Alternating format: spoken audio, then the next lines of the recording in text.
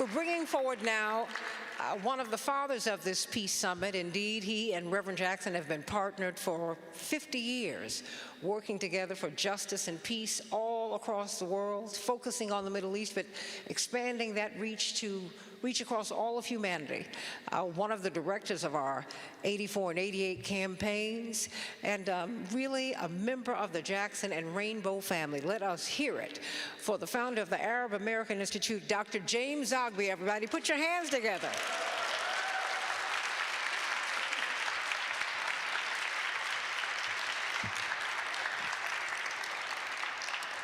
Thank you all, everybody. It's an honor to be here and to have partnered with Operation Push and so many other national religious, peace, civil rights, ethnic, religious organizations. It has been profoundly moving to see the participation of so many wonderful people in making this happen. I see a couple congressmen here with us now, Congressman Jackson and Garcia, thank you so much. And of course, Reverend Jesse Jackson. You know, everyone has spoken about Reverend Jackson, and on some level you would think this is about Reverend Jackson. In a way it's not, but in a way it really is, because he set a tone for this discussion with the work he has been doing for the last half decade on this issue. It is not about hatred, it is not about anger, it is about creating peace. And the precondition to peace is that we stop killing each other, and so our demand is ceasefire. People have lots of other demands, you know, celebrating this and demanding this and demanding this, but it's stop the killing. That comes first, and that's what this summit is about. And secondly, it's about picking up the pieces of what's left. You know, you got 90% of Gaza, people in Gaza have now been removed, taken out of their homes, leveled, rubble. Think about what that means. Think about that means it's not just people died, it's people who grew up in a neighborhood, it no longer exists. It may have been desperately poor before. It's not there anymore. 14-year-old kid who knew the way to school, who knew the way to the store, knew the way to his aunt's house. It's not there anymore. It's your entire memory of your life is gone and can't come back. Even if it's rebuilt, something is lost. And those who did this have to know what they've done to these lives. And those who enabled it in our own government have to know the responsibility they have to bring it back. And so we demand, we call for, we urge, we pray for reconstruction aid, humanitarian aid, keeping people alive until we can get them back to where they belong. And then finally, we ask for conditioning or cutting U.S. aid to Israel because, frankly, we've passed legislation going back to the 60s, the Foreign Arms Export Control Act and the Foreign Assistance Act. We've passed these things before where we said quite clearly that the wealth of the American people should not be used to destroy, should not be used to violate people's rights. Now, our own government violates that principle. That doesn't make it right, doesn't make it better. I don't want my tax dollars used to drop 2,000 bombs on a residential neighborhood and kill kids. That's not what we pay taxes for. While we can't get WIC, while we can't get in aid to families in need here, while we can't keep Social Security funded, while we can't keep Medicare or expand it to, we can't do the things we need to do at home, and yet we're spending money to do this. And when they say military sales to Israel, they don't buy anything. We give them the money, and then we give them the weapons, and they, I mean, we got to talk about this, and that's what we're here for the last 2 days to do, to talk about it, to create a different dynamic. And look, we've got members of Congress now, numbers are growing, saying ceasefire now. We've got city councils across the country saying ceasefire now. We got state legislatures across the country saying ceasefire now. We got churches, we got synagogues. I mean, I so marveled this week about the participation of Jewish Voice for Peace and If Not Now and others. Think about that. All these mass demonstrations you've seen in cities with train stations shut down, with city halls shut down, with Congress actually invaded by people peacefully saying, ceasefire now, do your job and call for a ceasefire now. And it's Jewish Voice for Peace, and if not now. And our Jewish progressive colleagues, those in the African American community, and those in the Latino community, and those in the Asian community, and those in the Muslim community, and those across the board who've populated this movement, have made a difference and are continuing to make a difference. That's why we're here. That's what we're bringing together. And it's not for a one-off meeting feeling good. It's about making a difference and bringing peace. And I started off mentioning Reverend Jesse Jackson and the tone he set. And it was a tone that we try to echo. At the same time, just think back 50 years, Reverend Jackson, when we started this on this path. You were ostracized by many. You were shut down by many. People said, we don't want to hear this.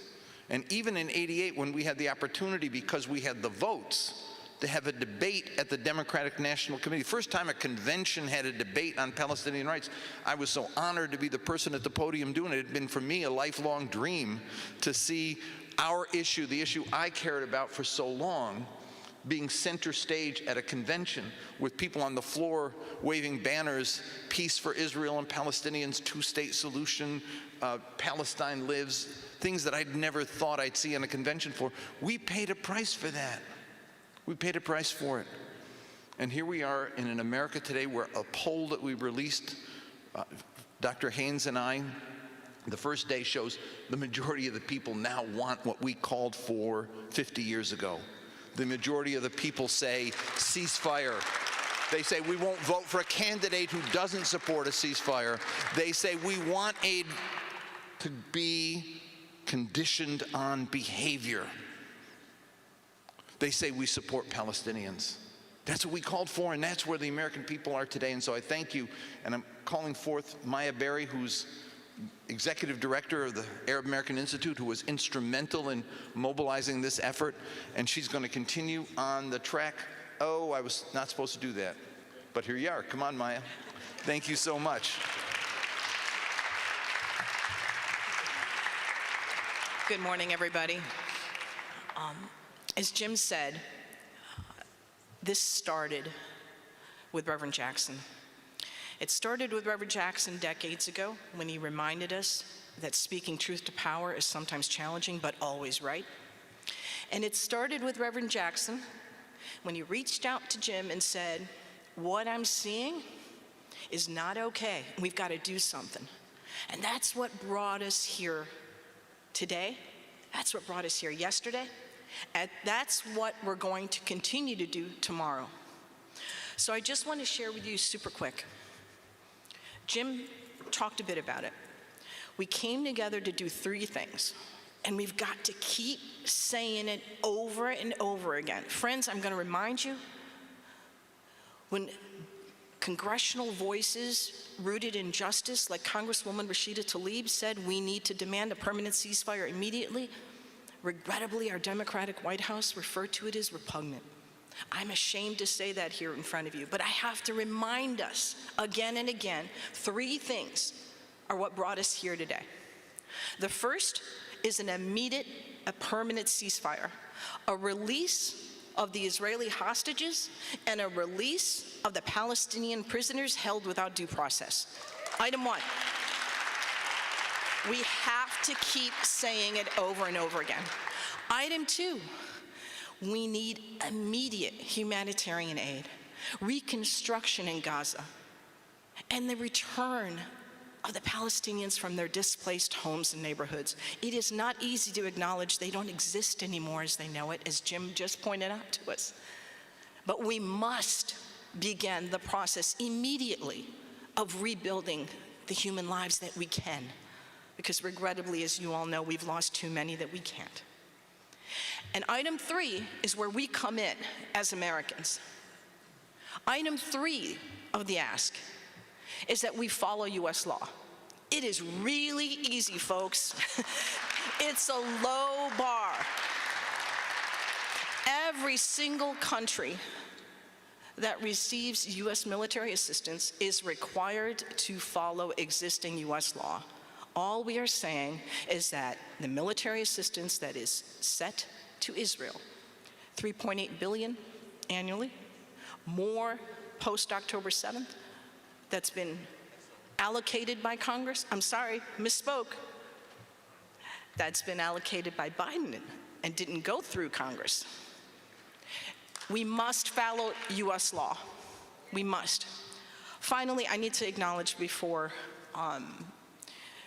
we came together as a group, and that group includes, of course, Rainbow Push, which brought us together. The call is what got us here, and it includes the Arab American Institute, and it includes Churches for Middle East Peace. It includes the Fellowship of Reconciliation, Faith for Black Lives, Jewish Voice for Peace Action, the U.S. Palestinian Council, the Muslim Civic Coalition, If Not Now, the National Council of Churches, Progressive Democrats of America, Red Letter Christians, and Sojourners. I say all those names to you, and I ask you to check out. Absolutely. Let's go ahead and give them a big round of applause. There's a website called www.summit4gaza.com. And the www indicates how old I am. Summit4gaza.com. Please check it out, because the next steps, we were inspired together. We were moved to action together. But the next steps for what we do are going to be found at that site. And I ask you all to please, as the headlines move away, I'm still waiting for one breaking news network to talk about the genocide. Breaking news right now is everything other than the genocide, which is why we have to remain focused.